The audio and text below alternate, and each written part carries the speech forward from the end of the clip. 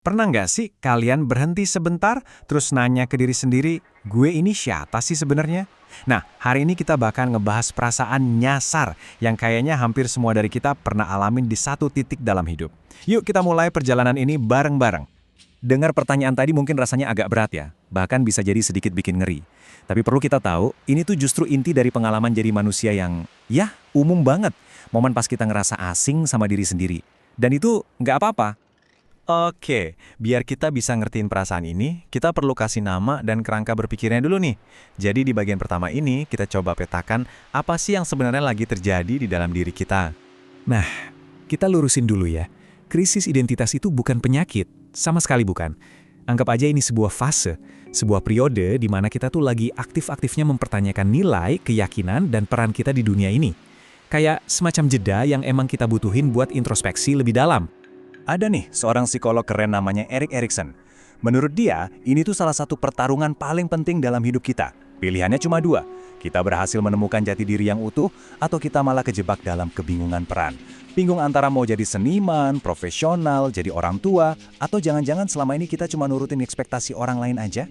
Jadi, poin pentingnya adalah, ini tuh normal guys.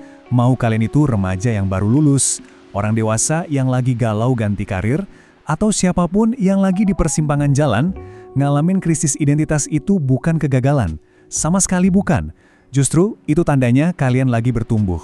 Terus gimana caranya kita tahu kalau kita lagi ada di tengah-tengah fase ini? Yuk kita coba lihat beberapa tanda-tandanya yang paling umum. Nah sekarang, aku mau kalian coba berhenti sebentar deh. Lihat slide berikutnya baik-baik, terus coba tanya ke diri sendiri dengan jujur. Ada nggak di antara tanda-tanda ini yang relate banget sama kalian akhir-akhir ini? Misalnya kalian jadi sering banget nanya, siapa sih gue sebenarnya? Atau hobi yang tadinya seru banget sekarang kok jadi hambar ya rasanya? Sering ngebandingin diri sama pencapaian orang lain di sosmed, itu juga tuh. Terus ngerasa cemas soal masa depan, ngerasa kayak hilang arah, bahkan buat mutusin hal-hal kecil aja rasanya susah banget. Oke, kita udah tahu tanda-tandanya. Tapi pertanyaannya, kenapa sih kita bisa ngerasa kayak gini? Nah, kita coba bedah akar penyebabnya.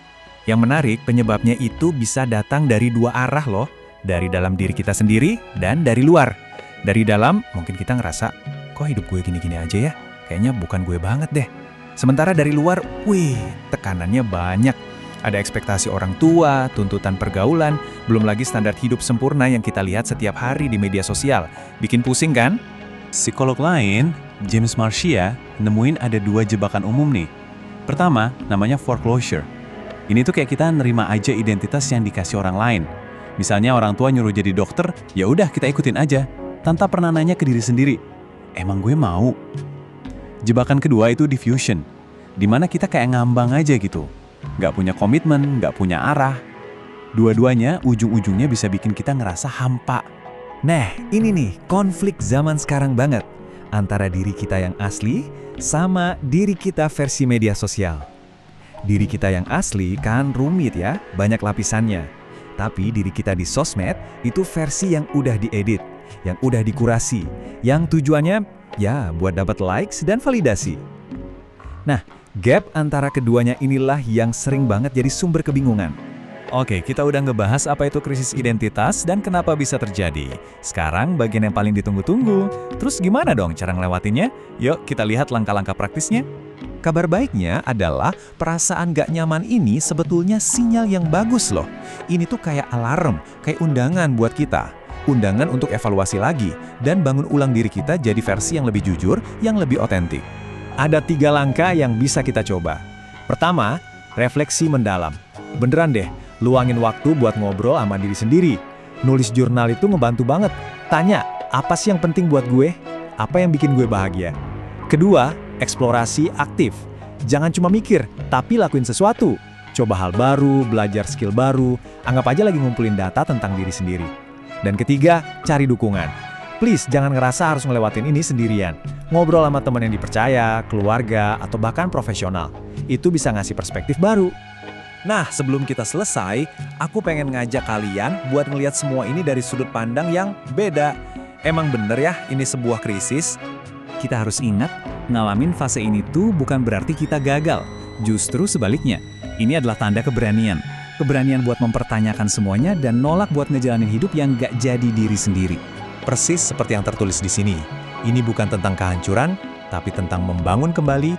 Ini adalah kesempatan emas buat kita secara sadar memilih mau jadi orang seperti apa berdasarkan siapa kita sekarang, bukan siapa kita di masa lalu. Jadi, mungkin pertanyaan yang paling penting itu bukanlah siapa aku, tapi aku ingin menjadi siapa. Ini bukan tentang menemukan satu jawaban pasti. Ini tentang proses menjadi. Tentang siapa yang kita pilih untuk kita bangun mulai hari ini. Apa jawaban kalian?